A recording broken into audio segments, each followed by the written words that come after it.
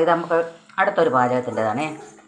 ഒരു തക്കാളിക്ക് ഇരുതായിട്ട് അരിഞ്ഞത്, ഒരു 3 പച്ചമുളക്, ഒരു ചെറിയ ഉള്ളിയാണ് കേട്ടോ. ചെറിയ ഉള്ളി ഇതുപോലെ അരിഞ്ഞെടുത്തതാണേ. ബാക്കി ഞാൻ കാണിക്കാം. ഇത് നമ്മൾ കുറച്ച് വെളുത്തുള്ളിയാണേ. വെളുത്തുള്ളി തൊലിയൊന്നും കളയണ്ട കേട്ടോ. അതിങ്ങനെ കുറച്ച് അങ്ങോട്ട് ഒരുപാടങ്ങ് ചതക്കുകയൊന്നും വേണ്ട. ഇങ്ങനെ കുറച്ച് ഇങ്ങനെ ചതച്ച് അതും കൂടി കുറച്ചിടുക. ഒരു സ്പൂൺ മുളക് പൊടി, കുറച്ച് മഞ്ഞൾപ്പൊടി. ഇത് ചിക്കൻ മസാലയാണ് കേട്ടോ. അതും കൂടി ഇടാം. കുറച്ച് ഉലുവയുടെ പൊടിയാണ് കേട്ടോ. അതും കൂടി ഇടുക. ഇത് കുരുമുളക് പൊടിയാണ്. അത് ഇച്ചിരി കുറച്ച് കൂടുതൽ ഇട്ടാലും കുഴപ്പമൊന്നുമില്ല കേട്ടോ. നിങ്ങൾക്ക് കുരുമുളകിനിട്ട ഇഷ്ടമുള്ളവർക്ക് കൂടുതലോ കുറച്ചോ ഒക്കെ ചേർക്കാം. കുറച്ച് ഉപ്പും കൂടി ഇട്ടിട്ട് ഇനിയാണ് പരിപാടി. ഇവനെ നല്ലതുപോലെ ഇങ്ങനെ ഒന്ന് ഓട്ടച്ച് ചേർക്കണം. തക്കാളിക്ക് ഈ ഉള്ളി എല്ലാം കൂടെ കിടന്ന് നല്ലതുപോലെ ഒന്ന് ഉടച്ച് ഇതിലങ്ങോട്ട് ചേർത്തിട്ട്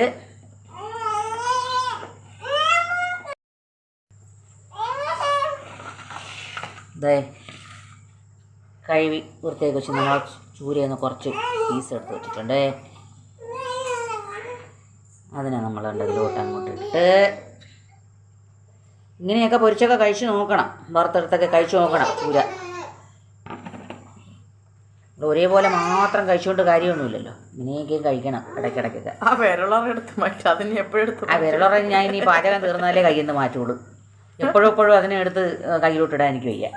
അതുകൊണ്ട് ഞാൻ അതിനെങ്ങനെ കയ്യിലിട്ടിരിക്കുകയാണ്. ഉള്ളി അരിഞ്ഞപ്പോൾ എടുത്തിട്ടതാണ്. എനിക്ക് എന്തെങ്കിലും അരിയുമ്പോഴത്തേക്ക് വിരലുറ വേണം, അല്ലെങ്കിൽ എൻ്റെ കൈ മുറിയും. ഇത് കണ്ടോ.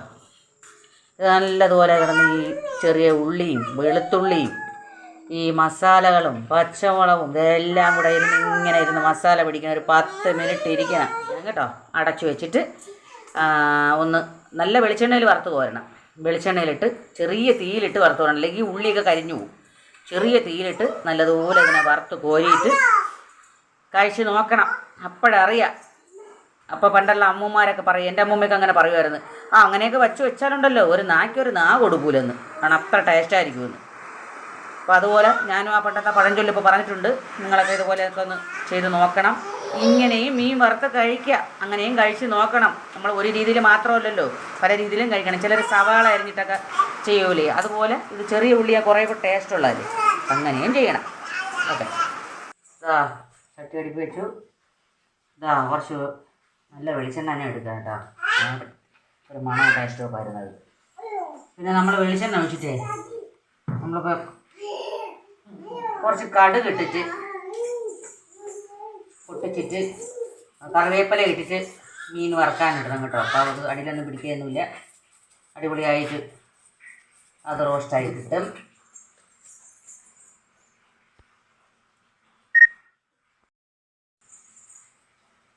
ഇപ്പം നമ്മളെ എണ്ണ തിളച്ചു. അപ്പോൾ നമുക്ക് കുറച്ച് കടുക് അങ്ങോട്ട് അതിൽ വിതറി കൊടുക്കാം.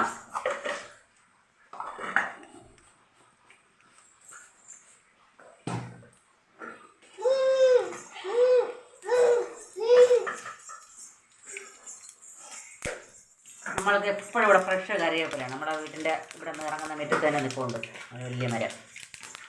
എപ്പോൾ ചെന്നാലും അവിടെ അങ്ങനെ തഴച്ച് കൊഴുത്ത് വളർന്ന് നിൽക്കും.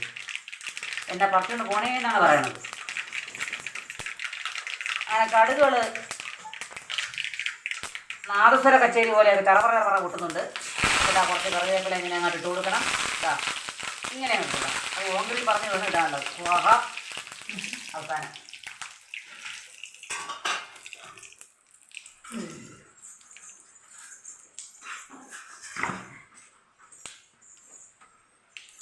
എന്നിട്ട് നമ്മൾ മീനിങ്ങനെ പുരട്ടി വെച്ചിട്ട് മസാലയൊക്കെ പിടിച്ച് നല്ല അടിപൊളിയായിട്ട് അങ്ങനെ ഇരിപ്പുണ്ട് കേട്ടോ. ഇതിങ്ങനെ ഓരോന്നെടുത്തിട്ട് ചെറിയ തീയിലിട്ട് വേണം വറുത്തെടുക്കാനുള്ളത്. അപ്പോഴേ മസാലയൊക്കെ പിടിച്ച് ആ വെളുത്തുള്ളിയുടെയും ചെറിയ ഉള്ളിയുടെയും ഒക്കെ തക്കാളിക്ക് എല്ലാത്തിൻ്റെയും കൂടെയൊക്കെ പിടിച്ച് നല്ല അടിപൊളിയായിട്ട് പണ്ടത്തെ അമ്മൂമ്മമാരെ പാചകങ്ങളാണ്. വയസ്സായവർക്കൊക്കെ അറിയാം ഈ പാചകം. ഇപ്പോഴുള്ള തലമുറയ്ക്കാണെന്നും അറിഞ്ഞൂടാട്ടോ. കണ്ടത് കണക്ക് വയ്ക്കുക. ഈ ഉള്ളിയൊക്കെ തന്നെ മീതിയെ കൊടുക്കാം.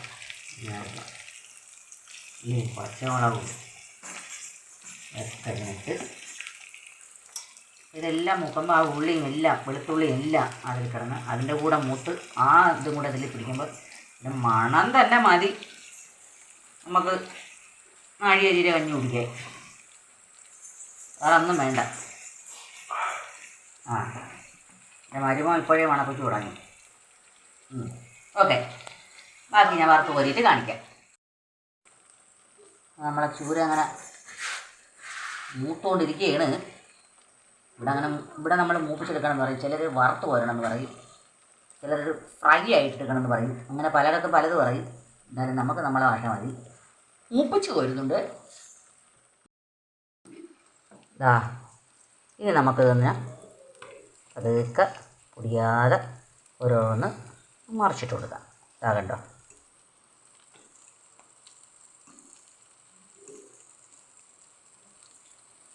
ഇതുപോലെ ഓരോന്ന് മറിച്ചിട്ട് കൊടുക്കാം.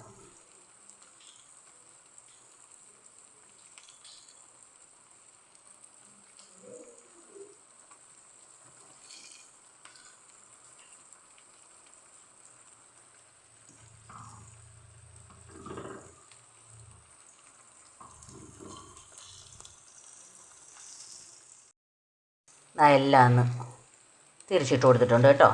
കുറച്ചുകൂടെ കഴിയുമ്പോഴത്തേക്ക് അതും കൂടെ ഒന്ന് നല്ലതുപോലെ മൂത്ത് വരും. അപ്പോഴേക്കും ഈ ഉള്ളിയെല്ലാം അതിന് കറക്റ്റ് പാകം പോലെ അതും നല്ല ഫ്രൈ ആയിട്ട് വരും. അപ്പോഴും നമുക്ക് ഇന്ന് വറുത്ത് കോരാൻ പറ്റും.